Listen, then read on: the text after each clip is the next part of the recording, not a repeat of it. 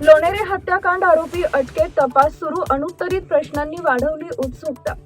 रायगड जिल्ह्यातील माणगाव तालुक्यातील लोणेरे येथील ओमकार रेसिडेन्सी लॉजमध्ये घडलेल्या पल्लवी प्रवीण मोरे हिच्या हत्येप्रकरणी पोलिसांनी अनीस मोहम्मद खान मालदार राहणार तळवडे तालुका लांजा जिल्हा रत्नागिरी याला अटक केली असून न्यायालयानं त्याला 30 एप्रिल 2026 पर्यंत पोलीस कोठडी सुनावली आहे। 19 एप्रिल रोजी घडलेल्या या घटनेनंतर 20 एप्रिलला मृतदेह आढळून आला आणि त्यानंतर पुन्हा गुन्हा दाखल करून तपास सुरू करण्यात आला।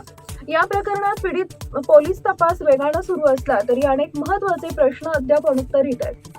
मयत तरुणी आणि आरोपी यांच्यातील संबंध, लॉजमध्ये नेमकी घटना कशी घडली, तसेच लॉज व्यवस्थापनाची भूमिका याबाबत नागरिकांमध्ये चर्चा सुरू आहे। तसेच घटनेनंतर काही माध्यमांमध्ये आरोपीची माहिती आधीच कशी प्रसिद्ध झाली यावरही प्रश्न उपस्थित होत आहेत। पोलिसांकडून विविध कोनातून तपास सुरू असून फॉरेन्सिक अहवाल, साक्षीदारांचे जबाब आणि पुराव्यांच्या आधारे पुढील कारवाई केली जाणार आहे। दरम्यान प्रशासनानं नागरिकांना अफवांवर विश्वास न ठेवण्याचं आवाहन केलं असून या प्रकरणाचा तपास सखोलपणे सुरू असून सत्य परिस्थिती लवकरच समोर येण्याची शक्यता आहे।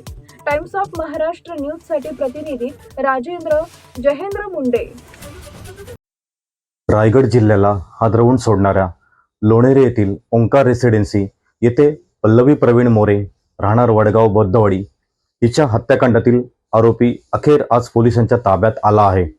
पण हा शेवट आहे का, की हे फक्त एका मोठ्या प्रश्नाची सुरुवात आहे? 19 एप्रिल एक क्रूर घटना घडते। 20 एप्रिल एका लॉजमधील खोलीत एका निष्पाप तरुणीचा विवस्त्र रक्तबंबाळ अवस्थेत मृतदेह सापडतो आणि त्यानंतर तब्बल 6 दिवस आरोपी मोकाट फिरतो। हा फक्त गुन्हा नाही, ही आपल्या व्यवस्थेच्या अपयशाची जाहीर कबुली आहे। या प्रकरणाने अनेक प्रश्न उभे केले आहेत। लॉजमध्ये सीसीटीव्ही का नव्हते? एक तरुणी इतक्या असुरक्षित ठिकाणी कशी पोहोचली? आणि सर्वात महत्त्वाचा प्रश्न, हा गुन्हा खरंच एकट्याने झाला आहे का, की यामागे अजून काही चेहरे दडलेले आहेत? आरोपी अनीस मोहम्मद खान मालदार, वय 38, राहणार तलवडे तालुका लांजा जिल्हा रत्नागिरी, याला आज 26 एप्रिलच्या मध्यरात्री नवी मुंबई ठाणे परिसर येथून अटक करण्यात आली, केवळ जनतेच्या रोषामुळे आणि दबावामुळे। नाहीतर कदाचित आजही तो मोकाट बाहेर फिरत असता। अलिबाग सत्र न्यायालयाने त्याला 30 एप्रिल पर्यंत पोलीस कोठडी सुनावली आहे। पण केवळ अटक म्हणजे न्याय नाही। पल्लवी मोरे, वय 22, फक्त एक स्वप्न पाहणारी मुलगी असती नाहीये। तिच्या कुटुंबासाठी हा केवळ गुन्हा नाही, तर आयुष्यभराचा आघात आहे। आज गरज आहे ती केवळ निषेधाची नाही, तर जागृतीची आहे। तपास सखोल झाला पाहिजे। तिच्या पूर्वीच्या नोकरीपासून, तिच्या ओळखीपासून, प्रत्येक शक्य कोनातून। कारण सत्य लपवून ठेवले तर पुढची पल्लवी वाचणार नाही।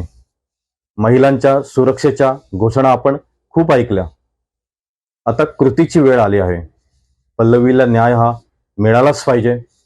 आरोपीला कठोरात कठोर शिक्षा झाली पाहिजे आणि व्यवस्थेतील प्रत्येक त्रुटीवर कारवाई झाली पाहिजे।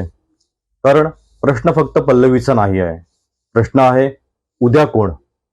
जर तुम्हालाही वाटत असेल की पल्लवीला न्याय मिळालाच पाहिजे, तर हा पॉडकास्ट शेअर करा, आवाज उठवा। कारण बदल फक्त बोलून नाही, तर उभं राहून घडतो। धन्यवाद।